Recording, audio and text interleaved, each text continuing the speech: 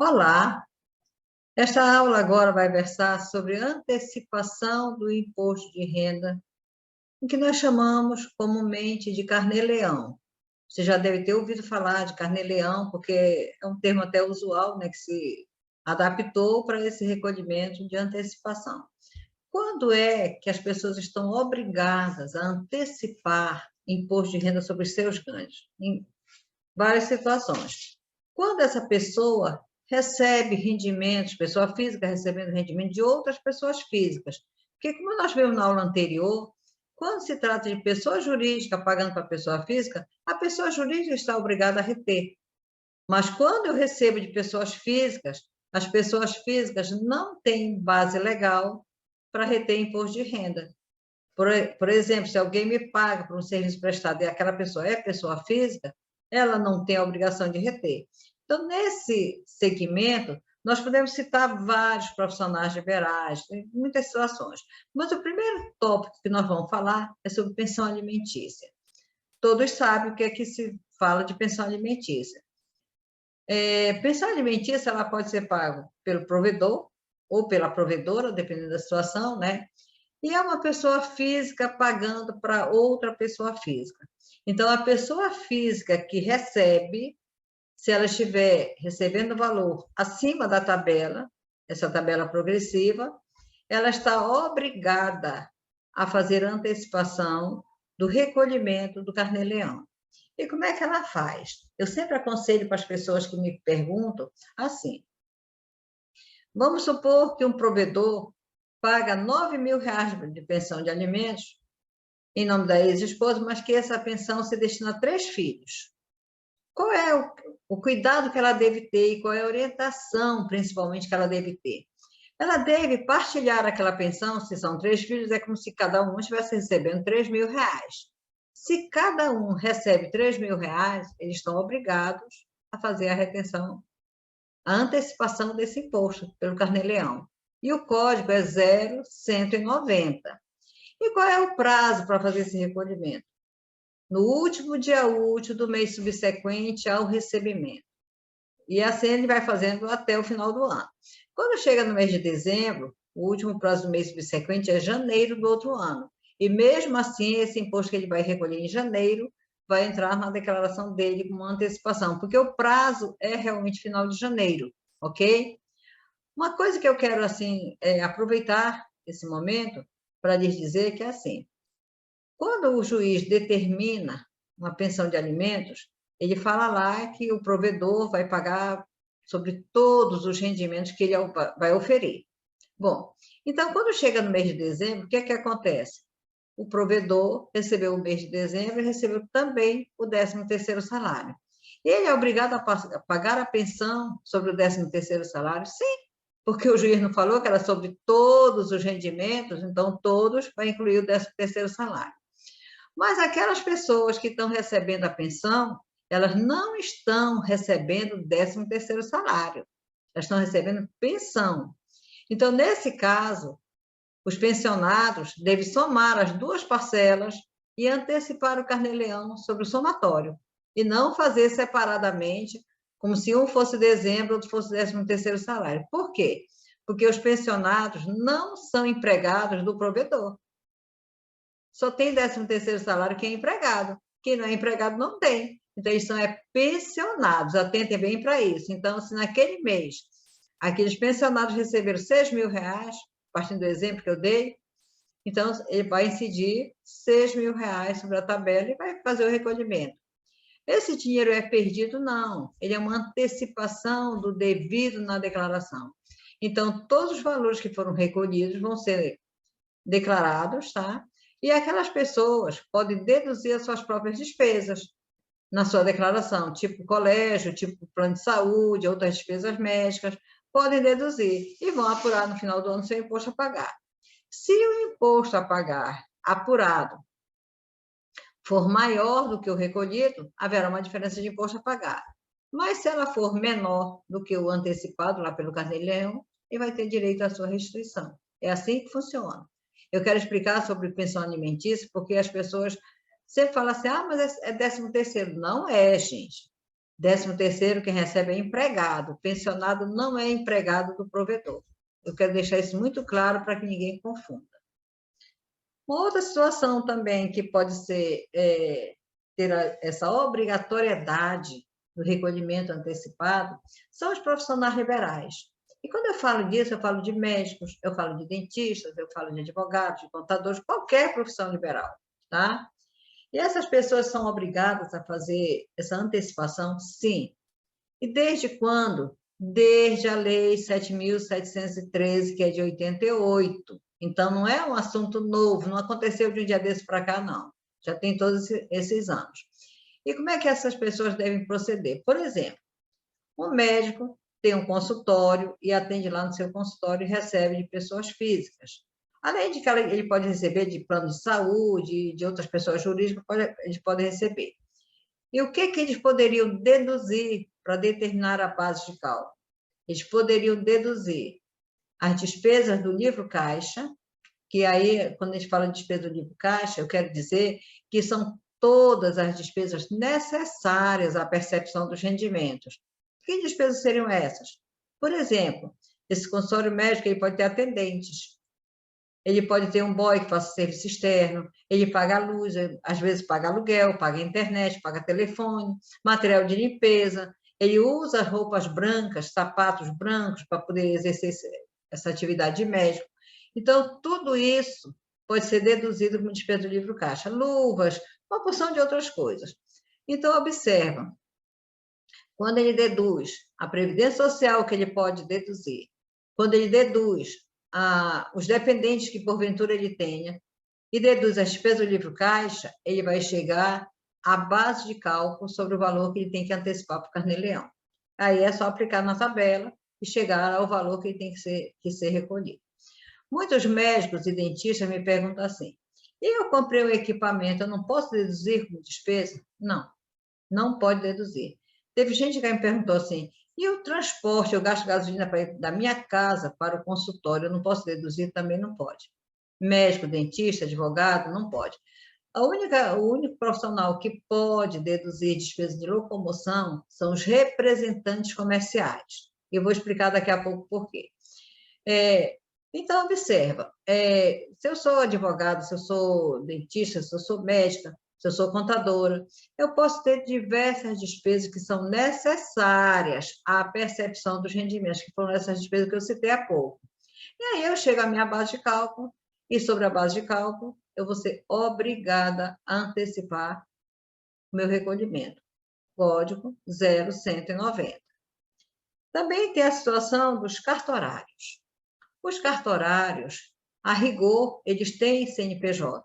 É uma exigência para que seja implantado um cartório, seja estabelecido um cartório, tem que ter CNPJ. Mas os rendimentos do cartório vão ser declarados na pessoa física do cartorário.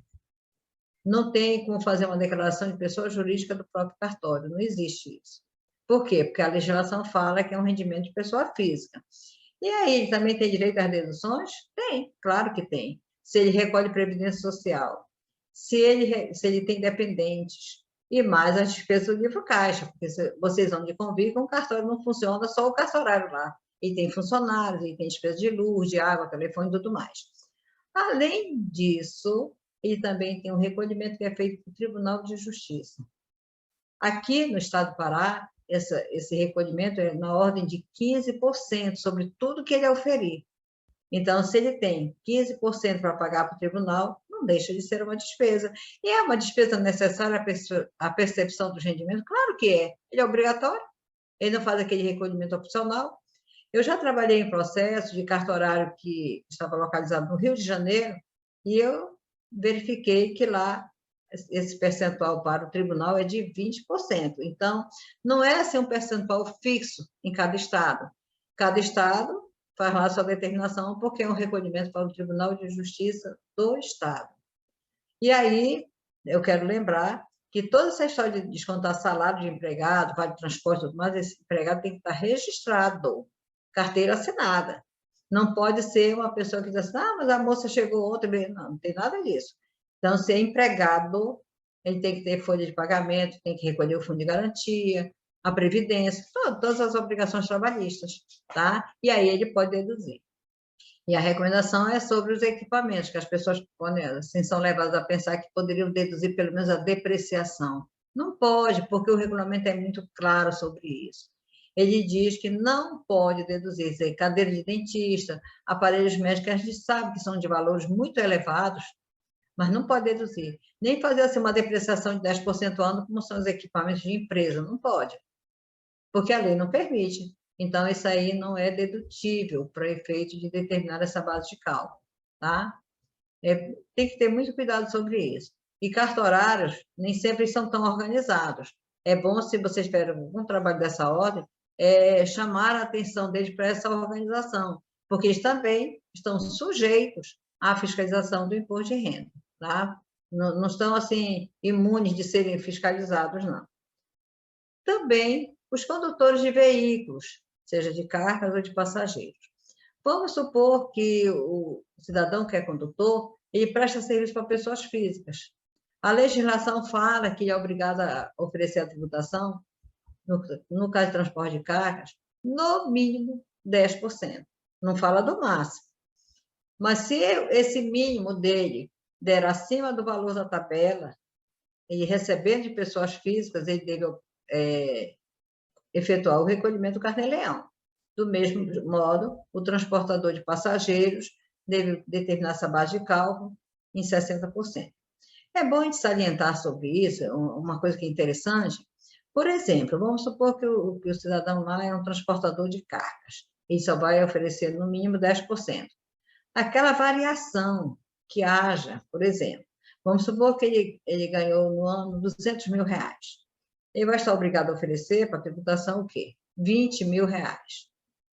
E os 180 mil? Se ele adquirir algum bem, vamos supor que ele comprou uma casa por 150 mil.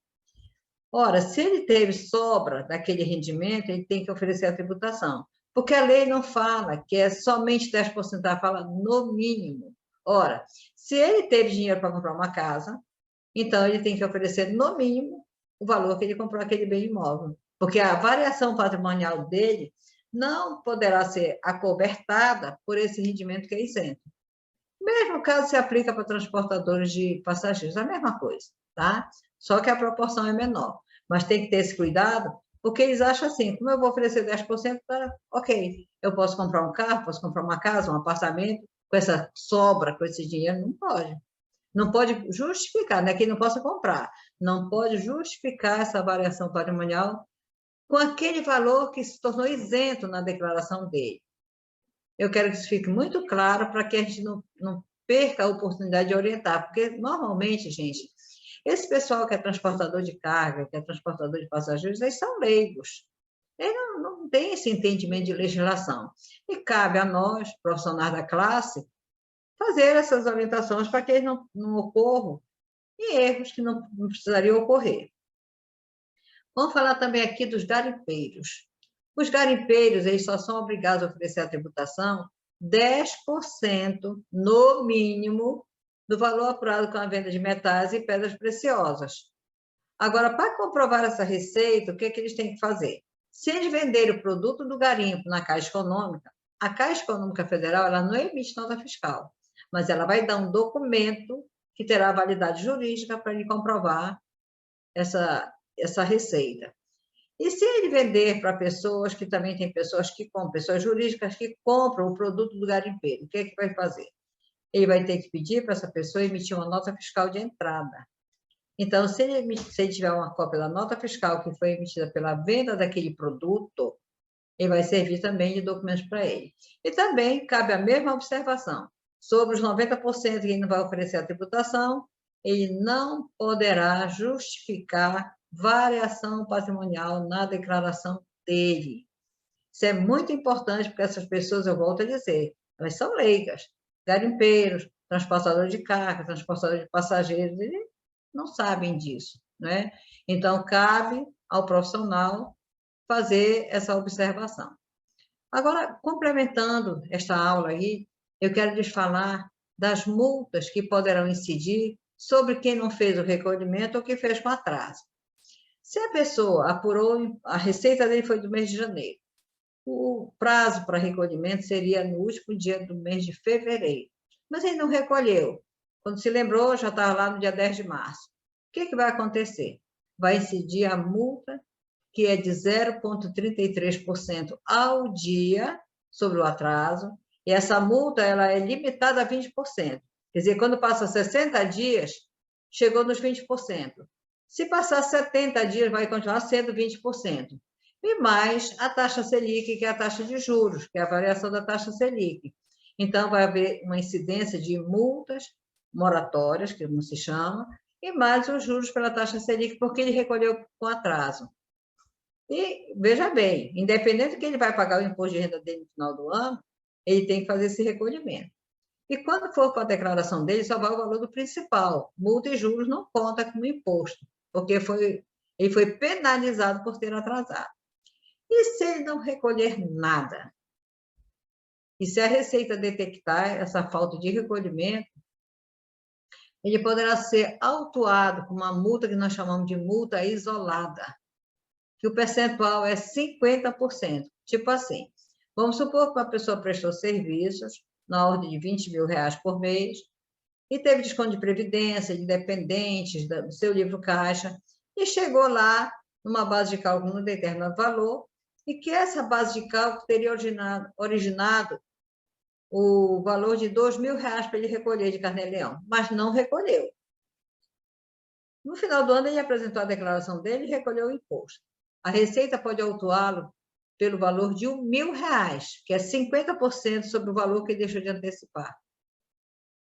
Aí, às vezes, o cidadão diz assim, mas eu não paguei o imposto.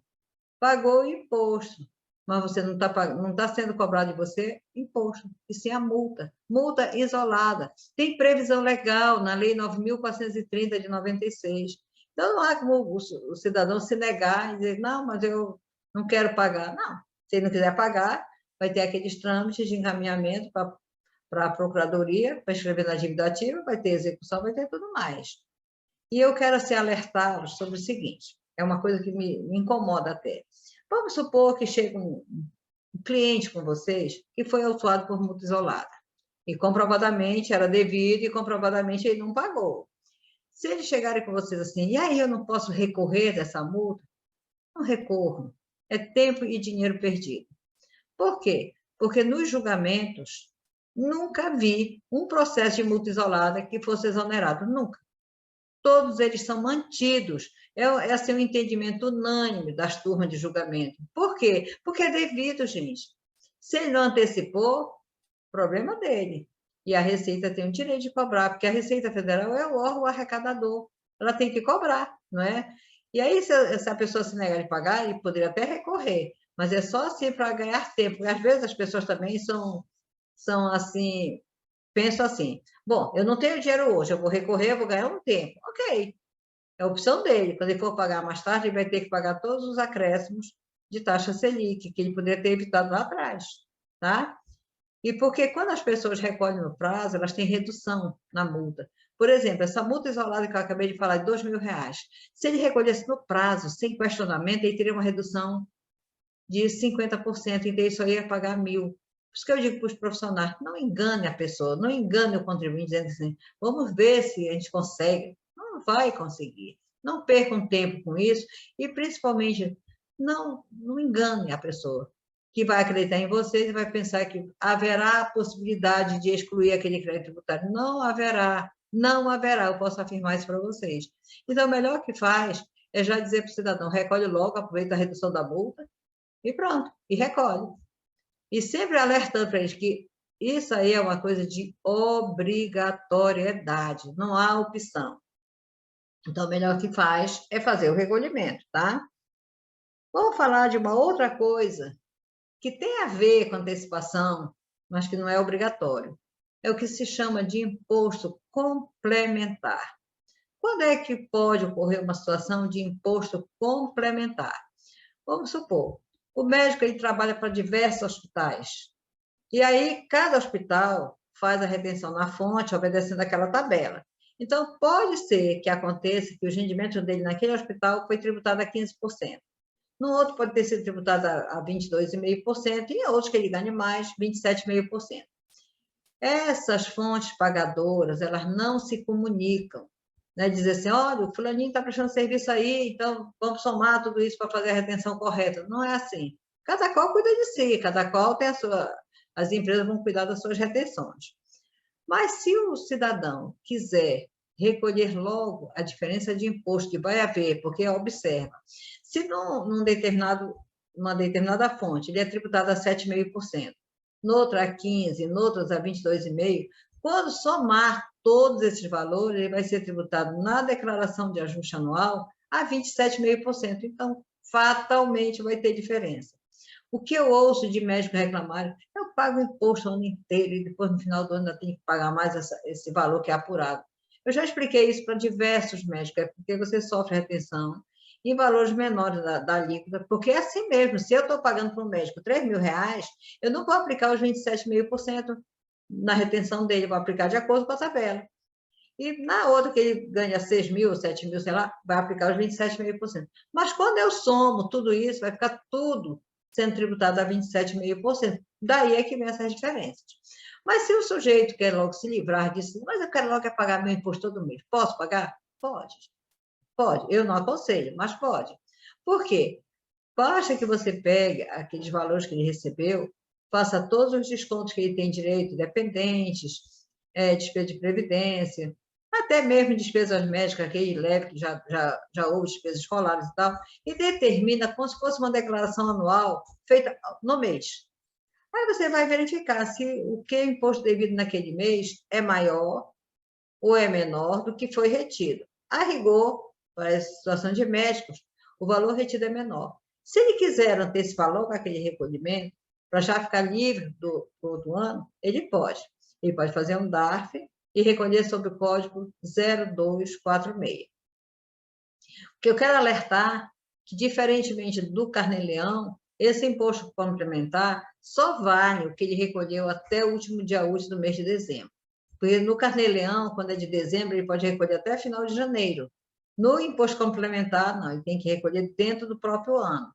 E aí esses valores vão ser somados naturalmente e vai fazer constar lá na declaração dele. E se essa matemática for feita direitinho, ele vai ter no final do ano nem imposto a pagar, nem a restituir, porque já foi feita a apuração mensal dentro da declaração anual.